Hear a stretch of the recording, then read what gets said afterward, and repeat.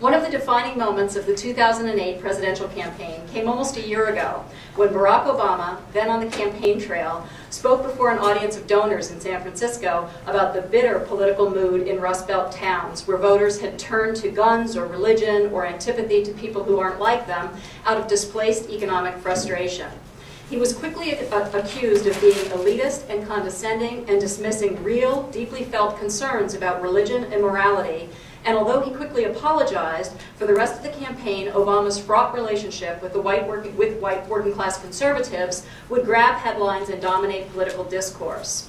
Political pundits suggested that Obama had adopted the argument advanced by Tom Frank in his 2004 book, What's the Matter with Kansas?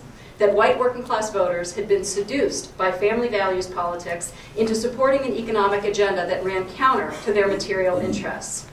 But the problem with populist conservatism has been a preoccupation of historians ever since Richard Hofstadter wrote about McCarthyism in the 1950s. Historians writing about conservatism have argued that the white working class backlash against the radical social movements of the 1960s undid the liberal consensus of the post-war period.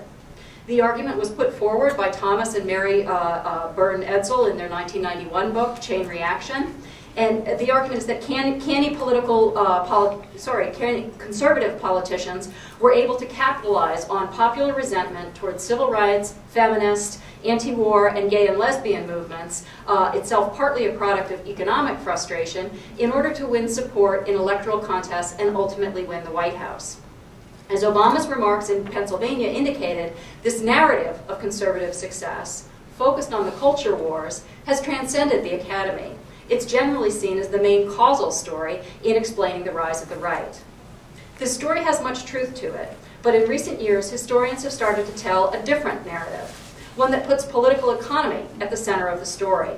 Although this is part of a larger shift in the historiography towards seeing the conservative movement as developing over the entire post-war period, as some of our panelists were just saying,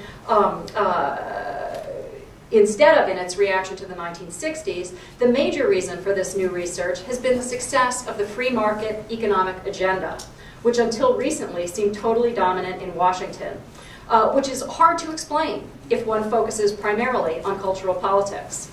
This new interpretation illuminates certain areas that the earlier one left obscured, while also raising new questions of its own. What do I mean? Kimberly Phillips Fein. What do I mean by restoring political economy to the history of the conservative movement? First is the question of what led American voters to support a free market, anti-liberal economic agenda in the second half of the 20th century. Historians have become increasingly dissatisfied with the idea that people voted for conservative politicians only because they were driven by their social politics, that they voted to end abortion or gay marriage and were deceived into supporting tax cuts, deregulation, and the reduction of the welfare state. Instead, they've started to make the case that the free market worldview actually appealed to voters on its own terms, and to develop a more nuanced version of the relationship between cultural politics and economic ideas. For example, Shane Hamilton in Trucking Country argues that long-haul truckers who opposed regulation during the 1970s and became early working class proponents of libertarianism emerged out of a rural economy and sought to maintain their image of economic independence even as the farming world that they had known declined. Bethany Morton's work on Walmart suggests that a patriarchal economic worldview grew organically out of the Society of the Ozarks, and that it reflects the beliefs of people who had never really been part of the Fordist economy. Such projects bring political economy back into the story of the rise of the right by showing that voters were not motivated only by their social concerns at the ballot box. They were also driven by their economic ideas, and in fact their economic and social beliefs could not be so easily separated. And I think this is what some of what Joe Crispino was getting at. This work shows us that even though it might seem that working class or lower class people ought to support liberal economic politics, in truth, economic ideas are not simply derived from class position. They themselves depend on organizing and politics and cannot be presumed from the outset. A second way that scholars have started to return political economy to the history of the conservative movement is by studying the ways in which the economic agenda of the movement took place.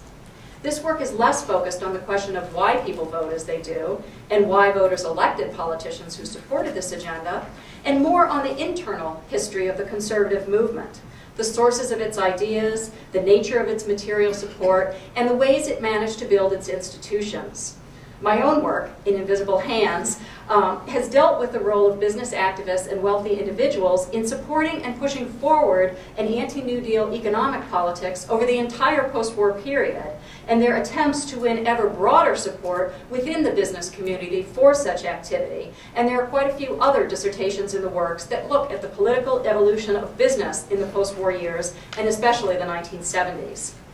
Although there are differences of interpretation between these projects, they all change the historical narrative by focusing attention away from working class supporters of the conservative agenda and toward those who contributed to it in one way or another from the elite level. They provide a different view of the idea of consensus around liberal economic policy in the post-war period by suggesting that elite support was more fractured than we'd previously imagined. And they offer various stories about the ways that the economic vision of the conservative mobilization took shape and the contributions made to it by different kinds of business organizations. Instead of seeing the rise of the conservative movement largely in terms of episodic struggles and electoral victories, they suggest that we must also consider the development of ideas, institutions, and an economic agenda over time. And they indicate that to understand the rise of conservatism, we need to look not only at its working class supporters, but also at its elite advocates. More work is needed on both the popular response to free market economics and on the elite mobilization behind this economic agenda. In particular, I think that more should be done on the development of conservative economic ideas, and especially the relationship between the academy and economics departments. I'm actually doing this. This being the and the conservative movement. I also think that more research should be done on the intellectual and institutional connections between social and economic conservatism. There are also a set of important questions about the relationship between politics and the economy. The period over which the conservative movement became successful, the 1970s, the 1980s, the 1990s, was one of profound economic transformation. The rise of globalization, the decline of manufacturing, and the shift to a service economy. How did the rise of conservative politics affect the way in which these economic changes were understood and experienced by the American public? Did the success of free market ideology facilitate these economic transformations, or simply offer a lens through which people interpreted what was happening? What is the relationship between conservative success and the increase in economic inequality over the past 30 years? How did business cope with the economic changes of the 1980s, especially those that had long supported the conservative movement but now faced economic extinction as a result of the application of the ideas they long championed? Finally, looking at political economy offers us another way of thinking about the legacy of the conservative movement. Any historian of conservatism needs to think about how writing the history of this movement will change in the current context of its apparent political defeat. The idea that the conservative movement is dead, to quote a recent New Republic headline, has been gaining currency ever since Obama's victory last November. But regardless of what happens to the movement leaders and their organizations, the economic ideas of the conservative mobilization continue to hold great sway, and the institutions that were developed to help business lobby in Washington maintain their hold to a great extent. There is a difference between the movement itself and the philosophical and political mindset that it helped legitimate. Looking at the movement's leaders and at its cultural politics may make it appear as though conservatives have been routed. But looking at political economy affords a different and bleaker view, one in which their victories appear far more thorough and far-reaching, even at a moment when the limits and flaws of an anti-government, low-tax, anti-regulation approach seems more evident than ever. And the next speaker will be Angela Dillard.